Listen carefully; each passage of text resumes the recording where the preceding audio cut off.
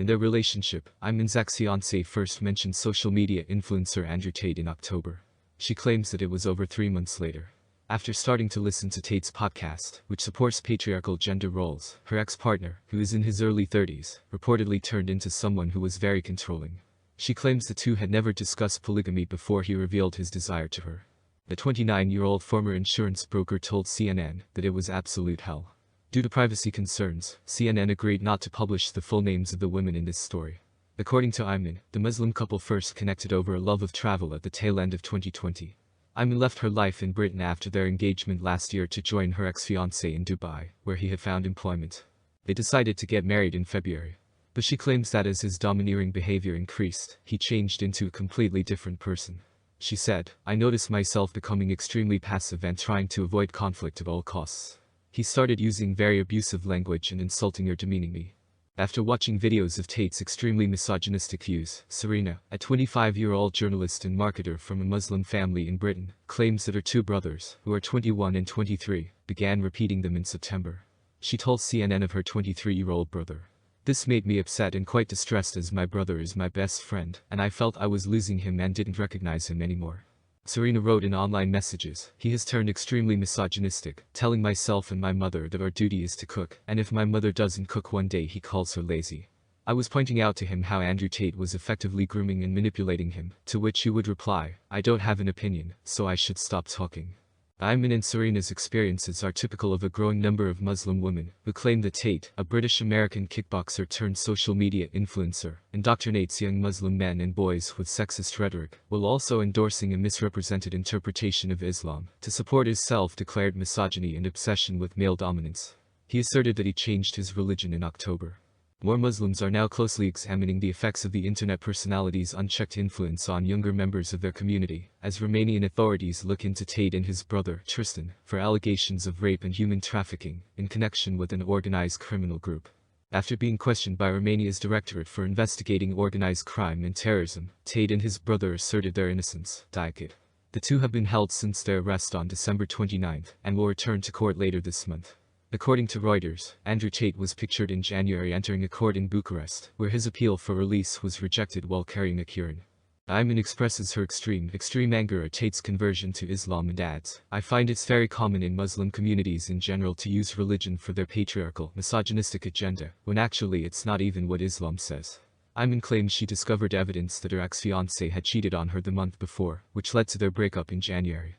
She claims that despite his adamant attempts to discourage her, she mustered the courage to leave him and go back to the UK. Last year, Andrew Tate became an overnight sensation on the internet after ranting on TikTok about male dominance, female submission, and wealth, racking up 11.6 billion views. He was one of the most Googled individuals in 2022 due to his reputation for scandals, and his name was the top result under the Who's category. Commentators claim that he is influencing young people in societies all over the world. His impact on adolescent boys of all backgrounds has caused concern in schools and parliamentary discussion in the UK. A Meta representative told Reuters that the influencer was expelled from Facebook and Instagram in August for breaking their rules, which forbid gender-based hate, any threats of sexual violence, or threats to share non-consensual intimate imagery. In accordance with this prohibition on sexually exploitative content, TikTok also banned Tate, the company said in a statement to Reuters. After taking control of the business in November, Elon Musk restored his long-dormant Twitter account. However, despite being blocked from popular social media sites, Tate continued to post online. He continued to show up frequently on online forums run by content producers like Muhammad Hijab and Myron Gaines, who are both part of the group of Muslim influencers known as Akrite Bros. A scholar of Islamic studies at Harvard University named Javed Hashmi claims that the term Akrite Bros, which is derived from the Arabic word for brother, refers to individuals who reject so-called Western values in favor of a misogynistic interpretation of Islam. Tuesday, January 10, 2023, Bucharest, Romania. File Andrew Tate leaves the Court of Appeal. An official said on Wednesday that a court in Bucharest, the capital of Romania, rejected Andrew Tate's appeal against the asset seizures made by prosecutors, who are looking into him on suspicion of being a member of an organized crime group and human trafficking. Tate is a divisive social media personality. AP image Alexander Dobra file. They tap into audiences who struggle with their identity because they are socially and financially disenfranchised as a result of systemic Islamophobia and racism, and may be sexually frustrated due to a lack of success in the dating and marriage market, explained Hashmi. You feel second class, and so because of this inferiority complex that you have, you're looking for an ideology that can give you power and empower you, he said of that audience. In this space, Akrite bros appeal to some Muslim men and boys because they are defending their religion in a strong way, while projecting the notion that women are the root of their social problems, he added. Even though Tate has been linked to anti-Islam figures such as British far-right activist Tommy Robinson, he has been embraced by Akrite bros because their prejudices coincide in the so-called manosphere, a digitized space that promotes male supremacy, anti-feminism and red pill culture, said Hashmi. The red pill concept refers to a scene in the 1999 film, The Matrix, in which Keanu Reeves' character Neo is given a choice. Take the blue pill and stay in the safe but fake world you've always known, or take the red pill and enter the rabbit hole of the cruel real world. In the manosphere, swallowing the red pill starts with the notion that feminism is toxic, men are oppressed, and that emasculation is ruining society. There's a kind of a shared human experience in the sense that misogyny is not limited to one religious group, Hashmi said. They idolize him. Tate claimed he had converted to Islam in October, shortly after a YouTube appearance in which he called it the last true religion on the planet went viral. References to Islam have appeared on Tate's Twitter profile since his detention. Former MMA fighter Tam Khan welcomed Tate's induction into the faith in a video on Twitter, which has garnered 3.2 million views.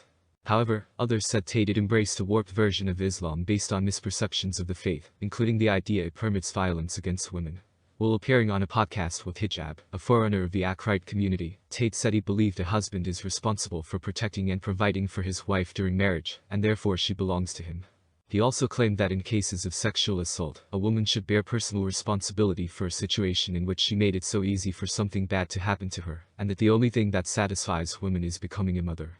The episode has gained 2.3 million views since it was uploaded to Hijab's YouTube channel in October. Hashmi says there is a symbiotic online relationship between Akrite bros and influencers like Tate because they play into an algorithm that rewards extreme views, allowing them to gain virality and make money. They, Akrite bros, are very anti-Western and anti-liberal, anti-modernity, anti-consumerism, materialism, is what they claim. But in reality they are on the platforms that are the creation of all of those things, he said. Romanian officials transport cars seized from the Tate compound to an undisclosed storage location from Voluntari, Ilfov, Romania on January 14, 2023. Romanian officials transport cars seized from the Tate compound to an undisclosed storage location from Voluntari, Ilfov, Romania on January 14, 2023. Octavgania income photos. Reuters. Tate has a well-documented record of flaunting his riches, with footage of him driving shiny sports cars and smoking cigars, flooding his Twitter profile. In January, Romanian authorities said they had seized nearly $4 million worth of assets belonging to Tate, including motor vehicles, luxury watches and sums of money in several different currencies, as part of a sprawling investigation. Meg, a 30-year-old Muslim teacher, said Tate's showy affluence attracted some of the young students at the Islamic school where she works in Melbourne in southeastern Australia.